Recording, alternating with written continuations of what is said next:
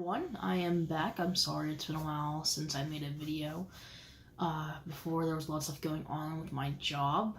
We switched over to a new system and I was working a lot of overtime and I had no time at all to make videos, so I do apologize for that. I actually am no longer there anymore, unfortunately. Actually, I don't know if it's unfortunately because I was starting to really hate that job. So yeah, I no longer work there no more. I am working on something new now for a job, so hopefully that goes good. But for right now, yeah, I have plenty of time to make videos. I did see a few guys comment asking if I stopped making videos, if something went wrong, if I ended up having bad experience with weed, and if that's why I stopped making videos. No, not at all. I still am smoking weed, by the way, so it's not that I haven't been smoking weed. I still am. In fact, the one that I was smoking, which was this is Critical Mass, which was the last one I was smoking.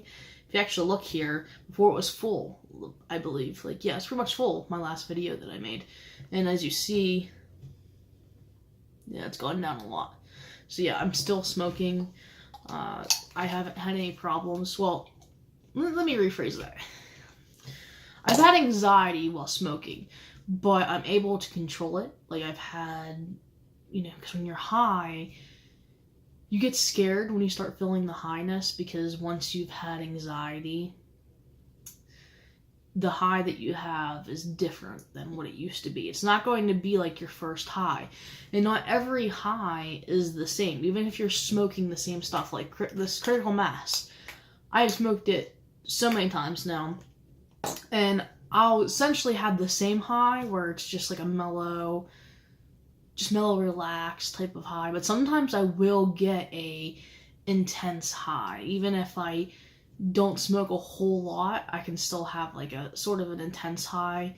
And what I mean by that is I feel really high. So it's not that I'm having a bad trip, so to speak. Like, what I found out now here experimenting, because you figure I've been smoking now for a couple months and I have not gone back into depersonalization. I have had anxiety, but that's all in my own mind, and I've learned how to control that now. So you will end up getting anxiety if you're thinking too much about it when you're high, because how can I explain this?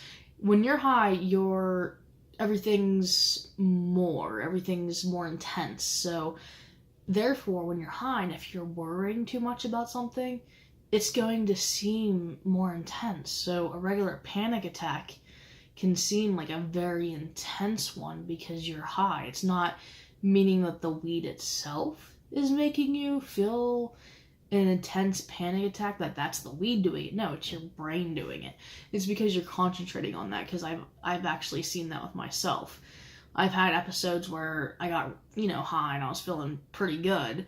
And then since I wasn't feeling normal, like our day-to-day normal, of course you're not going to, because you're high, you're not going to feel normal. And that's what scares a lot of people once they have had depersonalization or anxiety. When they go to try weed again, they're not thinking of the fact that you're smoking. You're going to be high. You're not going to feel normal like every day. You're going to feel different. And when somebody starts feeling that, like a little inkling of feeling not normal, or you're starting to feel that highness creeping up, that's when somebody starts to freak out and start to worry, oh my gosh, it's happening again, oh my god, I'm all done. That's when they start freaking out, is because they're concentrating on that and they're worrying too much about it and they're freaking themselves freaking themselves out. Sorry, I haven't even smoked yet today. So it's not the weed, it's all in your mind. It's just in your mind, and that's what you have to remind yourself when you're smoking. You have to tell yourself it's in your mind.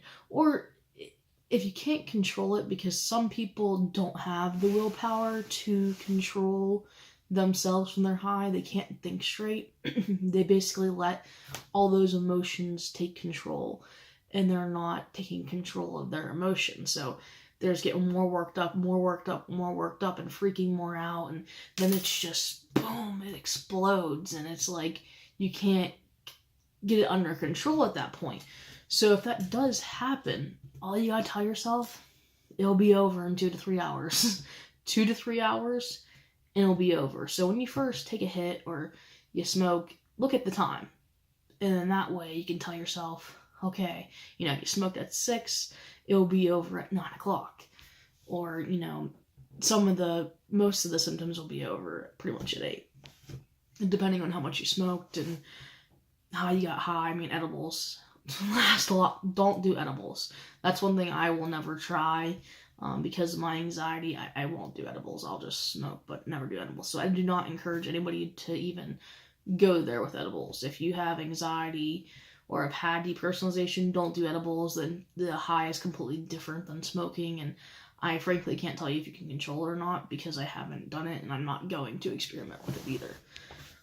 So yeah, it's basically in your mind. I mean, if somebody, you know, comments and says, hey, I tried smoking and I freaked out again, and it's not just in my mind. Well, actually, it's just in your mind. It's not the pot. There's nothing in weed that's going to make somebody that way. It's a feeling that you get while you're high, and you're letting yourself let it get out of control. So you are what's happening, what's making that happen. It's with you. It's not the pot.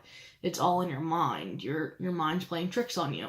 And you have to get it under control. So that's why I found out here smoking for months now, and I've had major depersonalization, major anxiety for years. I was in depersonalization, oh my gosh, for so long. I had depersonalization on and off. So it's not weed, it's your brain. It's the control that you have when you're smoking. So if you don't think you can have that sense of control, don't start doing it then. Because then you are going to have a bad high, and what's the point if you're just going to have bad highs? What's the point of getting high? You know, so it doesn't make sense until you actually have that full control over your mind. Somebody also asked me on one of my videos about how I got out of depersonalization, and when I'll be making my video for that. I will actually be making a video for that tomorrow, for how to get out of depersonalization. I'm going to tell you all the steps that have worked for me, and that always works for me. I do get depersonalization sometimes, like I'll feel it when I wake up some mornings, but I'm able to get out of it because I know how to stop it now. I know what works. I know how to pull myself out of it.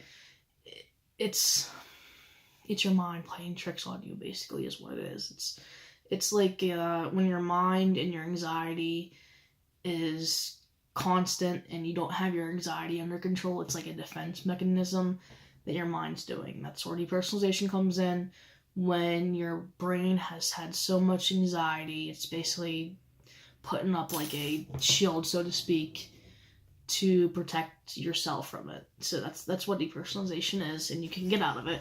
I've gotten out of it. I've shown others how to get out of it, like my friends that had the same thing.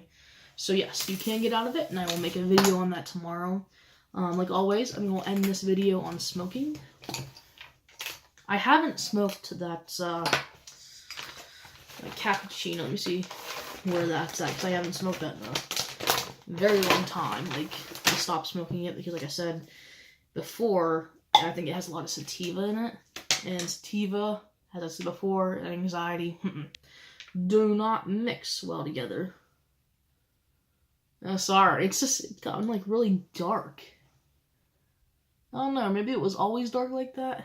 I'll have to look at past videos.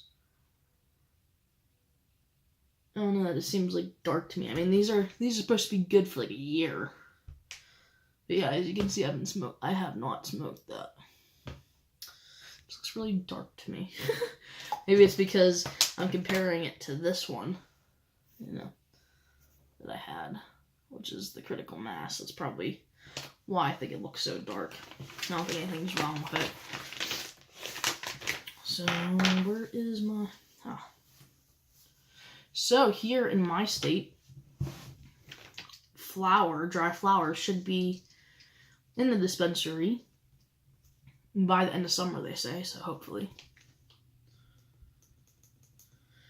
And I'm just doing one hit because I've had a very stressful day. And as I said in my past videos, if you're having anxiety or a stressful day, just do one hit or don't smoke at all, because when you've had a very stressful day, it's going to come to light when you're high. So, here we go, one hit.